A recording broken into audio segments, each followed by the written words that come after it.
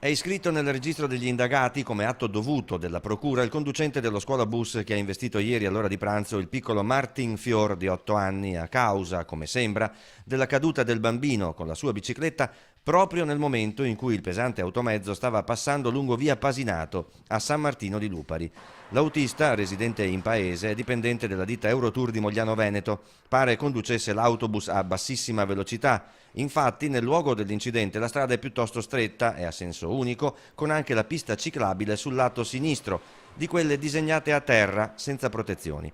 È lì che pedalava in senso contrario il piccolo Martin e la cosa incredibile è che sia caduto dalla bici proprio dove la via e la pista si restringono.